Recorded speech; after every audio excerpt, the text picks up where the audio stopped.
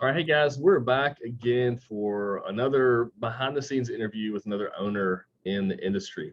So today I have got my friend Philip Jansen on the call with me, and Philip is somebody that I have known and really and talked to on and off for really almost since the beginning of when I got involved in the industry. We both were working with a similar consultant at the time and had hooked us up, and so we just had a few phone conversations and had talked at a convention along the way, and really just sort of ramped up our friendship in the last couple of years. He's been a part of our group. So Philip, I appreciate you taking the time to chat with me today, man.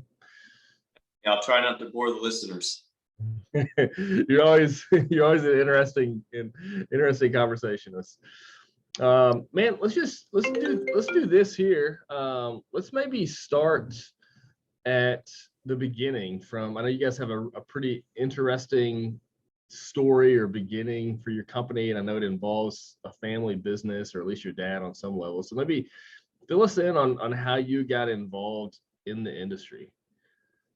Well, I grew up in the '80s, and my pops was, taking me and my brother to help him clean oil field offices and things like that on Saturday afternoons, breaking all the child labor laws. I think getting paid 50 cents an hour. Uh, but I was a little kid, and his point was, hey, this is what we do, and I need to teach you boys a work ethic. You don't have to do this when you grow up, but this is what you guys need to do. So, I went through, kind of 13, 14 years of age, and missing half the trash cans and all that. And my pop set me down. He says, son, you're going to have to work, so you don't have to do this. He says, but, you're purposely trying to miss half the trash cans that's not going to fly. You're just going to have to do it. So I figured out then, I was like, okay, I'm going to have to do this thing called work. Wasn't born in such a situation that was going to be an option for me. So did your dad own a cleaning company at the time, or what was the story there? he owned a little cleaning service in Levelland, Texas. When I say little, we're talking, I don't think he ever employed more than 12 people. And that would have been at its height. Seemed like normally it was around 8, or so people. And then he would clean carpets during the day. He had this in his thought was, well, I'll clean carpets, make money during the day doing that, and I'll,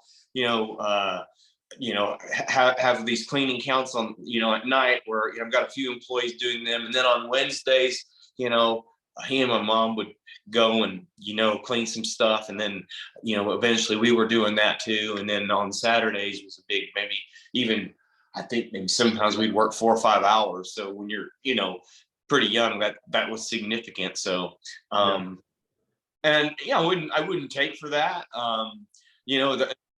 In my teens, I was like, oh man, I'm not going to do this. But surprisingly enough, I started kind of looking around, and, as I was getting toward the end of being in high school, and looking around at like what my schoolmates were talking about doing, and rather the lack of them having any idea of what they were going to do. And I remember going to my dad and said, hey, you got these 7 or 8 women working for you. It was usually women, but sometimes there were men too. So you guys, these 7 or 8 working for you every night, but then you're working all during the day. So why don't you just quit all that during the day stuff and just ramped up and had maybe about 20 people working for you? I said, wouldn't that be a good idea? And what was funny is that I was like, no, son, I don't think I wouldn't be interested in doing that. He says, but if that's something you want to do, I don't mind, helping you a little bit along the way. So, as a couple or 3 little cleaning accounts came through his way there in that little town just outside of Lubbock that he had no interest in. I think, I wanted to get a car, and this car dealership we were looking at buying it through, they're like, man, we need, we really need somebody to do that. And my dad's, well, I'm not interested. He says, but Philip, he'll do it. And so he helped me price it out. We did some backwards floor stripping and waxing and all that good kind of stuff. That was kind of my first, like, okay, I was in business, got my tax ID number, and I It was, So were you even considering like going to college or doing any of that sort of thing, or were you just like, I looking, at the time looking at it, and I mean, Jordan, I've been a lifelong learner. I love to learn. I speak Spanish fairly fluently, which is something that, picked up a little bit in school, picked up some from my grandparents, and then just went to town on learning that myself. So, I mean, I'm an avid reader. I love to learn. I just absolutely love it. Love learning about business too, but I don't follow. I kind of have to go at my own pace. I don't follow directions real well, and I don't like being told what to read and why and everything like that. So I just thought, I said, you know what? I'm just going to circumvent the whole college thing. So I'm not saying that that's a path for right? circumvent the whole college thing. It And so wasn't necessarily the course of action you laid out for your kids, I assume, right? that's their open. That's up. They have a digital marketing company that they're working in together right now. But anyways, for me at the time, I said, boom, let's do that. And so lo and behold, before I knew it, I had my schedule crazy busy. Then my little brother came to work for me, and then we needed a few more. And so, man, in my early 20s, by the time I was in my early 20s, 24, 20, I had 30, 40 people working for me. So Really? yeah. Awesome. Kind of scaled it. It was a, several $100,000 business for a long time before it ever, went to being a 7-figure business. But as a pretty young guy, I started looking at the fact that most cleaning services were real, just kind of, businesses that people got into as an afterthought, because it's like, it just seemed like that's all they could do. And if you could, slick that up a little bit, and, have trucks with nice signs on them, and just basically elevate the professionalism. I thought that would be a great thing. I also like the idea of getting keys and codes.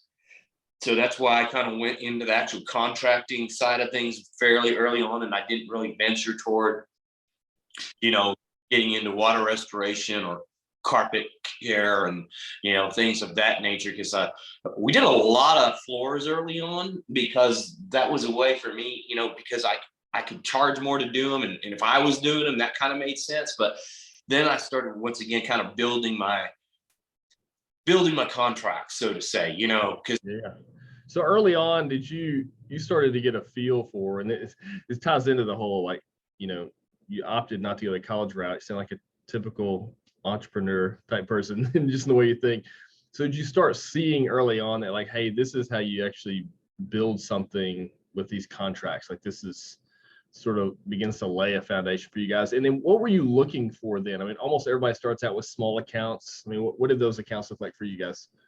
so, like I said, he's 17 years old, and I looked at my dad's business and I said, hey, he's doing this all wrong. Either he needs to go all in on the carpets, or he needs to get more, actual banks. And at the time, the family cleaned the Hockley County Courthouse. Well, that was kind of his big account, which incidentally, when he passed away, I bought his business from a stepmother. And so my family still takes care of that to this day. But that's really what really saw about it. What really appealed to me was, once again, in the beginning, like I said, the small accounts, I knew how to do floors. So, and I had big equipment, the propane burnishers and things like that, kind of got those early on. So I was able to do some things where, I can make some decent money just with my own two hands. But that wasn't really where I wanted to be, because I'm like, that's not real scalable. And so at first it was car dealerships, small once a week accounts. But I said, man, if we get keys and codes, and I started noticing, like, the nicer, like your type A office buildings, your banks, you'd go in there and you'd cold call them. And I had an epiphany. They were really going to be hard to get. And I said, man, I said, this is going to be hard to get these banks, hard to get these type A office buildings, and corporate buildings. And my epiphany was, well, if it's hard to get them, maybe it's also hard to lose them. Yeah. And so that was a big thing. I said, because once people turn over those keys and codes, I just found it was like pulling teeth. Even if they were unhappy with their current contractor, it was pulling teeth to get them to switch, especially to, you know, a young guy in his early 20s, you know, starting out. Started rolling, and I was like, okay, yeah, we've got something here. And then it just was, you know, obviously a while before we could really figure out how, you know, we could scale into something that was, you know, more sizable like what we have right now. Yeah. No, that's great. That's great. So talk to me a little bit about it. As you guys grew, you know, you were a young guy, and there's obviously challenges in trying to lead an organization when you're a young guy. And then at some point, I know you ended up moving to the Austin area, which is basically a plane ride away for you. So talk to me a little bit about like how that evolved from you guys growing and building out a bit of a foundation to where you and your family ended up moving to another city, but you still operated your company. Around 07, you know, I've gone through these plains and valleys, I guess, like a lot of people do, where, you know, at some point in time, I'm like, man, I'm kind of bored, you know, and then I'll coast, you know, and then I'll get a burst of energy. I'll read a book, you know. So, you know, 2007, somebody recommended the E-Myth Revisited by Michael Gerber. That's probably, for me, maybe just because of the spot I was at that time, that was kind of a major transitional change for me, because it made me look at my business. So, well, okay, these are the things that we've been doing really well, but we've been doing it forever the same way. And these are the things that we're not doing a good job all on. I will get to your point. I'm backing into the story. That's okay. It's a great book. Yeah. This is great.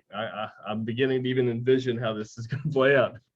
That was 07, a little bit before you and I met. And I just started seeing, I said, okay, is that right? Around that time, you know, 07,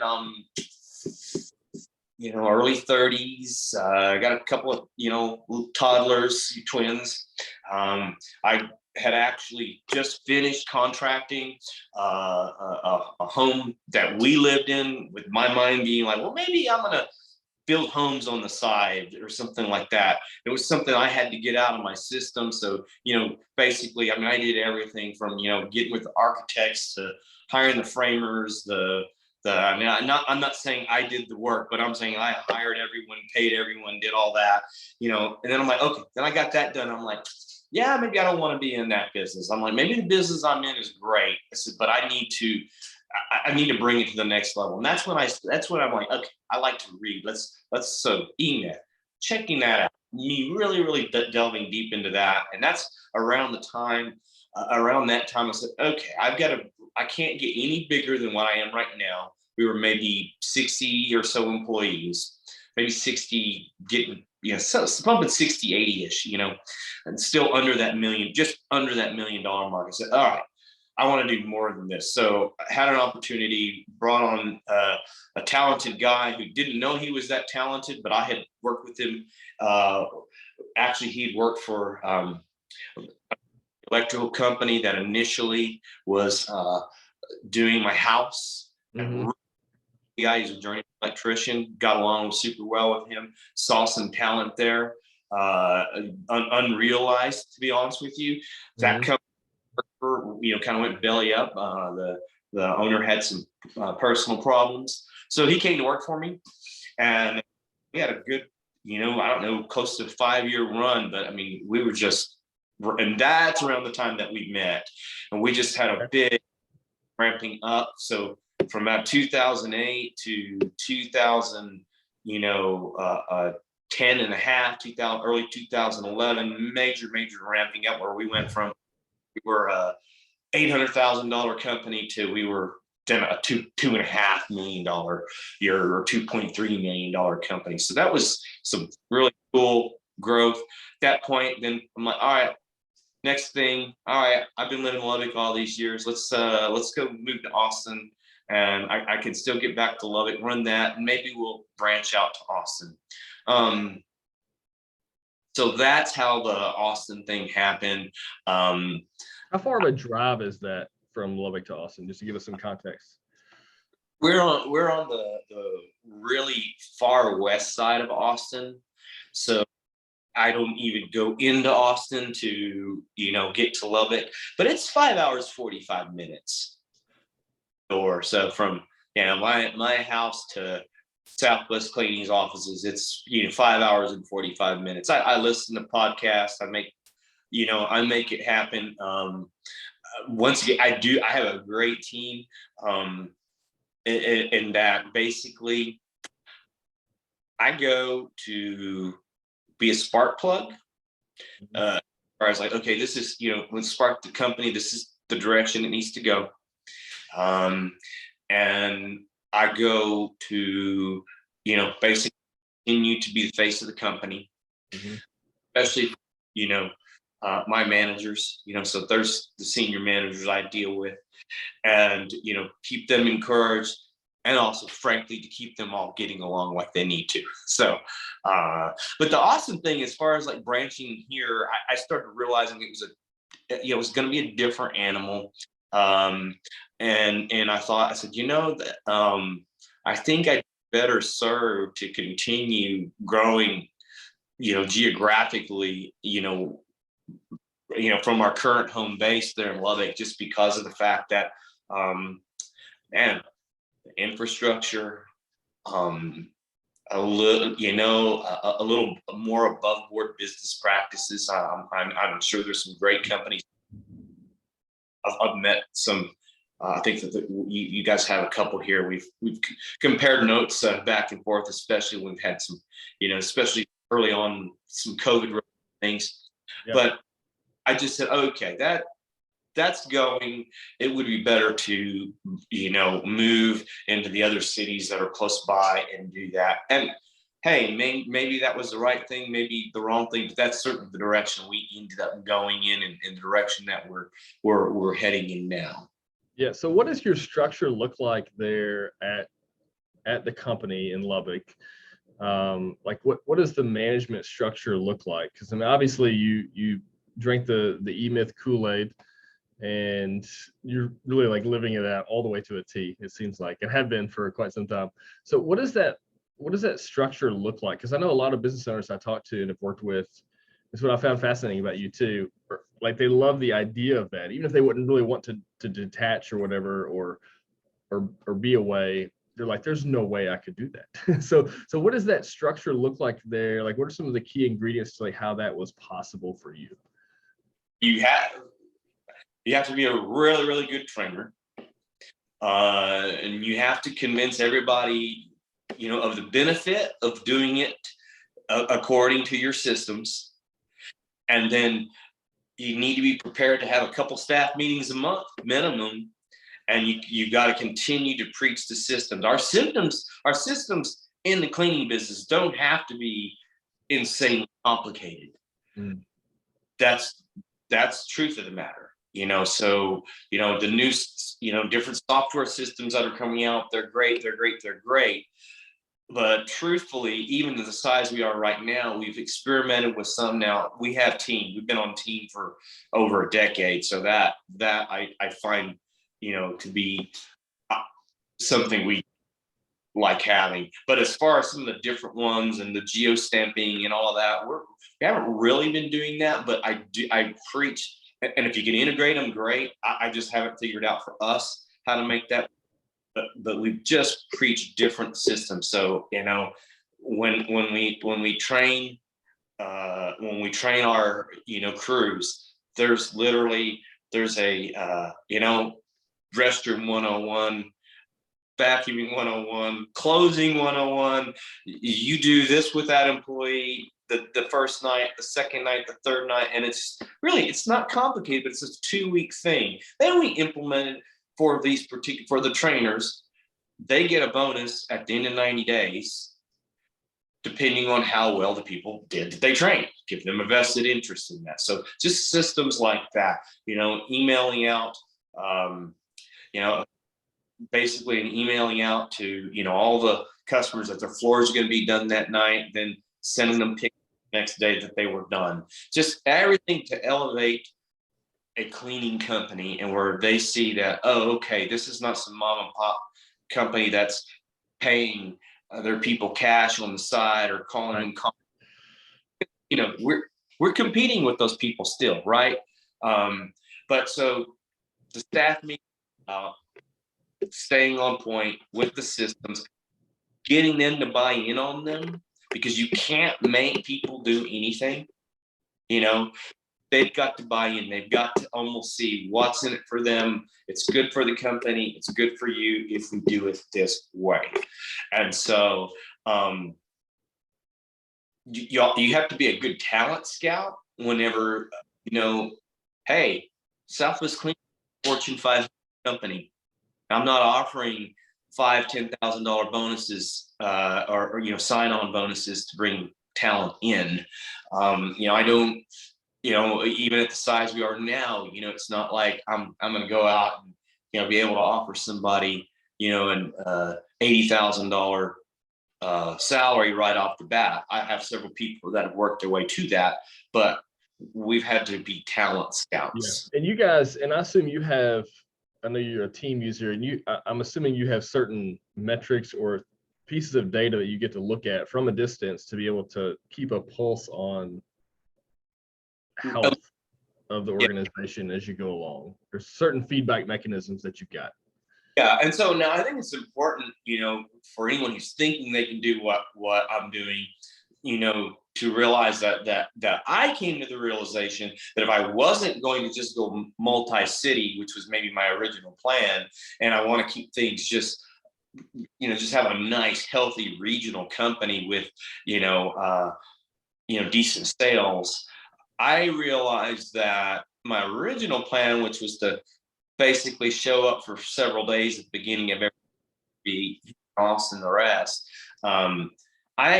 I tend to find that, so like this week, July 4th, I'm staying in Austin this week, and it's a big week at home. A big week we've got a lot of accounts coming on board and things like that, but they've got their job, but they do need to see me 2 or 3 times, two minimum, 3 preferable. And then sometimes I'll go ahead and just go every week, because I know there's going to be some point where I'm going to want to skip 2.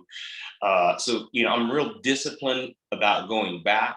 It's, I typically will, drive out, get there Monday, maybe in time to have a staff meeting. Tuesday, high-level meetings about things we need to look at, metrics from, things out of Team Engine. So, the big report card time for my managers is when we look at the job costing report.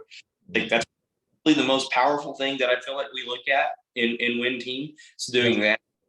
And then of course, all the larger accounts that are on your hourlies, then, the managers are watching those, give me reports on those weekly. Yep. So you're there for what, about 2 days every time you go? Yep. I'm there. I'm there. I get there Monday afternoon, and typically, I'll grab lunch. I'll grab lunch on Wednesday, and then I'll be home by dinner. Okay. Yep. Gotcha, man. That's great. So what are you hoping for you guys? This is maybe the last question here. We can wrap it up here. Where do you hope that you guys go in the next 5, 6, 7 years?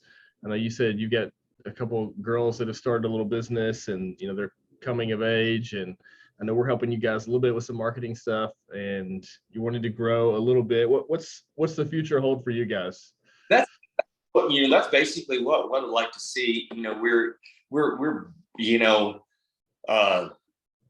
might not be real hard to hit 4 million this year. We got kind of close last year, 3.6 or 3.7, somewhere around there. And so I think it's a possibility. We've lost a little bit of that fluff, all the electrostatic fluff flooding in at one point in time. So, but that still being said, we have, that initial goal is really maybe hit those sales of about 350 consistently a month, which we have not hit 350. We're kind of right around 310-ish, so that's not far off, but that's kind of the initial. So, okay, let's get there, see what things look like. And that's basically right now I'm saying, hey, so I love goals, but I love processes more, if that makes sense to you, because a lot of times in the processes will make the goals happen, so it's like, all right, well, it's real easy to say, hey man, I want to look like this and I want to weigh this, and goals are great, but you got to fall in love with the processes, because that's going to kind of get you there. Goals are motivating, processes equals discipline. And so I think almost anybody will tell you, hey, motivation's great, but discipline is way more important. And to me, that's where the processes come in. So, I think it'd be great to, get to the end of my career, and, if for some reason it makes sense to sell the company and it's, a $6-7 million a year company, fantastic. If it makes sense to, bring the next generation in, hey, we'll see what happens. Yeah. Holds all I can say is, hey, let's make sure we're looking at our processes, making sure that we're doing things the way they need to be done. And if we need to make adjustments here and there, I'm always good with that. I mean, that's why about this new marketing, it's like, okay, well, are there some different things we can do? Because I'm very much somebody that can get in coast mode, but I never coast in that I let off the processes, if that makes sense. Yeah, I'm with you. That's great, man. Phil, I appreciate you being willing to talk with me. And one of the things that I enjoy about conversations like this is that with you and other people like you, is I find that we're so much alike in so many areas, and it's why I have so much fun talking to you. And also, there's usually only one person like you or I in a company, because if there was a lot of us, we'd probably go off the rails. And so it's always enjoyable having these conversations, man. It's been a pleasure getting to know you and get to know your business a bit better. Well, hey, it was my pleasure to get to talk to you today, and thank you for interviewing me and allow me to do so. Yeah. All right, man. Well, hey, I'm excited about this. I know a lot of people are going to be really interested to hear about your story, and so I'm excited to get that posted up. So I appreciate it again, and we'll talk soon. Okay. All right. Good, Jordan. All right. Yeah.